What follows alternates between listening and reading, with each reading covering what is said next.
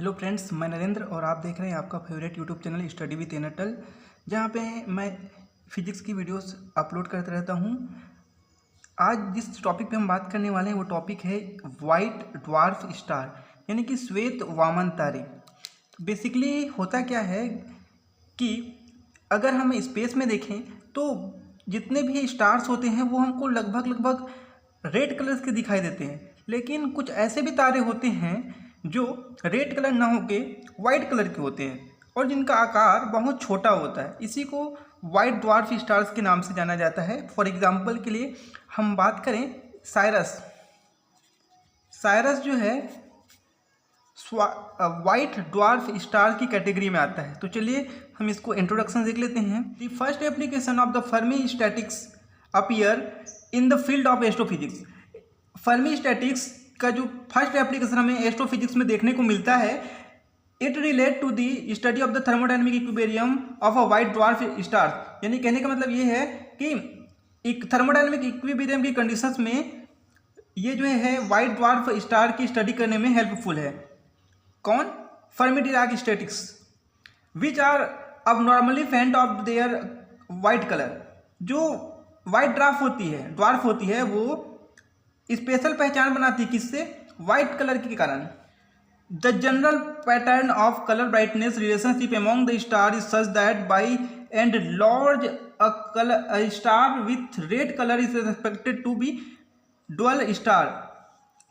यानी कि जो जनरल सामान्य तौर पे जो कलर ब्राइटनेस के जो पैटर्न होता है उसके आधार पर हम देखें तो जो स्टार्स होते हैं वो स्टार्स नॉर्मली रेड कलर के होते हैं, एक्सपेक्ट कर सकते हैं। लेकिन इन्हीं रेड कलर के जो तारे होते हैं उसको डुअल स्टार के नाम से भी जाना जाता है। Will one with white colour expected to be brilliant star. उनमें से कुछ स्टार जो है वाइट कलर के होते हैं। उन वाइट कलर के स्टार्स को जो है हम ब्रिलियंट स्टार्स कहते हैं। The material contents of the white dwarf stars at the present star of their carrier is mostly helium। जो white dwarf stars होते हैं उसमें नॉर्मली जो कैरियर होते हैं मोस्टली वो हमको क्या देखने को मिलता है? हीलियम कंटेंट्स जो है हमको मटेरियल के रूप में देखने को मिलता है। तो चलिए इसके डेरिवेशंस देखते हैं। अब they are stars which are much fainter, possess smaller diameter and very large density compared to the other stars of same masses। कहने का मतलब ये है कि जो वाइट ड्वार्फ स्टार्स होते हैं वो क्या होते हैं? बहुत स्मॉल रेडियस वाली होती हैं और हाई डेंसिटी की होती हैं। साथ ही साथ अगर उसके मास को अगर हम अदर जो स्टार्स उसके साथ कंपेयर करें तो हमको सेम मिलती है। तो इस बेसिस पे हम कुछ डाटा जो है स्पेसिफिक ढंग से इस तरीके से रिप्रेजेंट कर सकते हैं कि उसका जो कंटेंट होता है मोस्टली क्या होता है? वो हीलियम का बना होता है।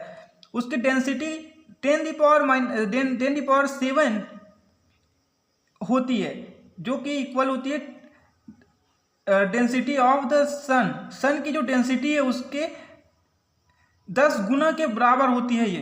तीसरी चीज कि इसका जो मास होता है वो सन के मास के बराबर होती है। ठीक है। और अगर बात करें इसके टेम्परेचर की तो चूंकि ये स्टार है तो इसका जो टेम्परेचर होगा 10⁻7, यानी कि जो स्टार्स का जो टेम्परेचर होता है उसके इक्वल होते हैं। Now the white dwarf star is a mass of helium at an extremely high temperature and under the central compression at its central temperature. Central temperature पे वाइट ड्वार्फ स्टार जो होती है वो हीलियम द्रव्यमान के जैसी होती है जब उसके टेम्परेचर को एक्सट्रीमली हाई कर दें और उसमें एक आंतरिक संकुचन की जाए तो helium atoms are expected to be completely ionised and star में be regarded as a gas compose to helium nuclei and electrons. Helium जो एटम्स होती है वो एक्सपेक्ट कर सकते हैं हम उसको कैसे? कि वो कंप्लीटली क्या हो? आयोनाइज्ड हो। ठीक उसी तरीके से यदि हम स्टार्स को भी लें तो स्टार जो होती हैं वो लगभग इलेक्ट्रॉन्स और हीलियम न्यूक्लियाई से मिलकर बनी हैं। तो इसके corresponding Fermi energy EF is equal to हो जाएगा h cut square divide by 2m into 3n divide by 8 pi v की पावर 2/3। इसको लगभग हम 20 मेगा इलेक्ट्रॉन वोल्ट के इक्वल मानते हैं। और साथ ही साथ हम इसी स्टार्स के लिए फर्मी टेम्परेचर देखें तो TF इज इक्वल टू हमें 10⁻11 केल्विन टेम्परेचर हमको मिलती है, which is the much greater than the temperature of the star, जो कि साधारण जो स्टार होते हैं उसके टेम्परेचर से बहुत अधिक है। तथा जो इलेक्ट्रॉन गैस होगी, electron gas is highly degenerate Fermi gas. Electron gas जो होगी हमने पहले बताया था क्या है कि स्टार्स के सेंटर में क्या क्या है, न्यूक्लियाई है और इलेक्ट्रॉन्स है। तो जो इलेक्ट्रॉन गैस है वो हाईली डिजनरेट हो जाएगा फर्मी गैस में। फर्मी गैस जिसको फर्मियंस के नाम से जानते हैं वो, ठीक है, and can be treated like an electron gas in its ground state. Then जो single particle energy level is given by in this equations. EPS यहाँ पे P पार्टिकल एस सिंगल को शो करा। EPS is equal to P square C square plus M square C की power 4 the power 1/2, ठीक है। Where the state for a single electron are specify by the momentum P and spin angular momentum को यदि हम S से represent करें तो S is equal to plus minus half. यहाँ पे हम जो सिंगल इलेक्ट्रॉन का जो स्पिन हो रहा है उसके स्पिन को हमने यहाँ पे माना है क्या, स्पिन एंगुलर मोमेंटम को माना है S is equal to plus minus half, और उसके नॉर्मल जो मोमेंटम है उसको माना है P। The single particle energy level are independent of spin. जो सिंगल पार्टिकल है वो इंडिपेंडेंट है, स्वतंत्र है स्पिन करने के लिए, ठीक है। The ground state energy of the Fermi energy. Ground state में जो एनर्जी है वो फर्मी एनर्जी हमें क्या मिल जाएगी ऐसे में, तो ग्राउंड स्टेट में हमको जो एनर्जी मिलेगी E0 is equal to degenerate state into multiply single particle level की एनर्जी। और यहाँ पे हमने उसका क्या कर दिया, सम कर दिया है। तो देखो इस तरीके से S1 S2 जितना भी पार्टिकल्स है, जितना भी पार्टिकल होगा हमने उसका सम किया हुआ है यहाँ पे, ठीक है। तो इस तरीके से हमको बहुत सारे पार्टिकल्स का क्या मिल जाएगा, यहाँ पे हमको एनर्जी मिल जाएगा, फर्मी एनर्जी। लेकिन वो डीजनरेट भी तो होती है, तो डीजनरेट होती है इस वजह से हमने GS भी शो कर दी यहाँ पे। अब देखो हमने यहाँ पे क्या किया कि जो ये जो सम है समेसन, उसको हमने यहाँ पे इंटीग्रेशन के टर्म में भी लिख सकते हैं, क्योंकि जो समेसन होता है वो भी योग को रिप्रेजेंट करता है और जो इंटीग्रेशन होता है वो भी योग को ही रिप्रेजेंट करता है, ठीक है। और उसके बाद जो डीजनरेट स्टेट होती है GS, वो हम 2V divide by H cube integration 0 to PF into 4πP square DP के इक्वल मानते हैं। मतलब इसका एक स्पेसिफिक रूप होता है, ये एक फॉर्मूला है, इतना होता ही है। तो हमने उस वैल्यू को यहाँ पे पुट किया और ये इसको इसके साथ लिखा हुआ है, बस EPS की वैल्यू इस इक्वेशन से हमने ला के रखी हुई है। फिर हमने इसको इक्वेशन 1 मान दिया, जहाँ पे जो ये PF है, ये PF, इस PF को फर्मी मोमेंटम कहते हैं, जैसे कि हमने पहले भी चर्चा की हुई है। तो जिसको हम इस तरीके से डिफाइन करते हैं V divide by H cube into 4π divide by 3 PF की power 3 is equal to N/2। अब देखिए यहाँ पे जो H क्यूब है, तो H क्यूब के लिए हम इसको भी सॉल्व कर सकते हैं कि H cut is equal to H/2π से इसका क्यूब कर दें, इसको पक्षांतर कर दें, तो ये हमको मिल जाएगा 8π क्यूब H कट हम यहाँ पे रखेंगे और इसको सॉल्व करेंगे तो हम मैथमेटिकली हमको PF की वैल्यू मिल जाएगी H cut into 3π square divide by V पूरे की पावर 1/3, ठीक है। इसको हमने इक्वेशन सेकंड नाम दे दिया। Changing the variable of integration in equation first, तो we get the x is equal to P divide by MC, where हम क्या कर सकते हैं, अब देखो वी गेट हम यहाँ से और कुछ चीज़ें फाइंड आउट कर सकते हैं। जैसे ही हम इस x की वैल्यू को इस वाले इक्वेशंस में, इस इक्वेशन में, जैसे कि जहाँ पे P की वैल्यू रखनी है, यहाँ पे PC की वैल्यू रखनी है, यदि हम इस वैल्यू को रखते जाएँ तो हमको ये वाली इक्वेशन कुछ इस तरीके से चेंज होकर मिलेगी। E0 divide by N is equal to M की पावर 4 C की power 5 pi square H cube into V F of XF। यहाँ पे F ऑफ X की कुछ वैल्यू भी होती है जिसको आगे स्टेप में देखेंगे, और हमने पहले इसको इक्वेशन 3 का नाम दे देते हैं। तो चलिए नेक्स्ट देखते हैं। यहाँ where Fx1 is equal to हमने माना है क्या, integration 0 to x F x square 1 + x square की पावर 1/3 इंटू डी एक्स। जहाँ पे देखो इसको अगर हम सॉल्व करेंगे तो हमको कुछ इस प्रकार से दो कंडीशंस मिलेगी।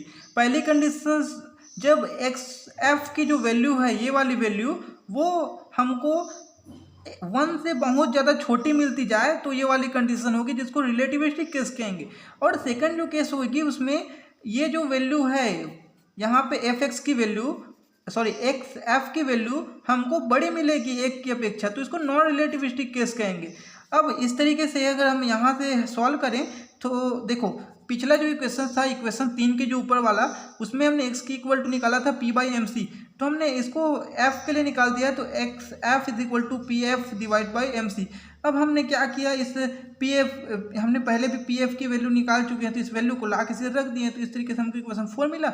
If the total mass of this star is m and the radius of the star is r, उस स्टार का क्या है, हमने मास को, टोटल मास को m और रेडियस को r मान लिया। तो देखिए इस तरीके से उस उस स्टार का हमको मास मिल जाएगा m is equal to small m plus 2mp into n, जो कि लगभग अप्रॉक्सीमेटली 2pn की इक्वल होगी।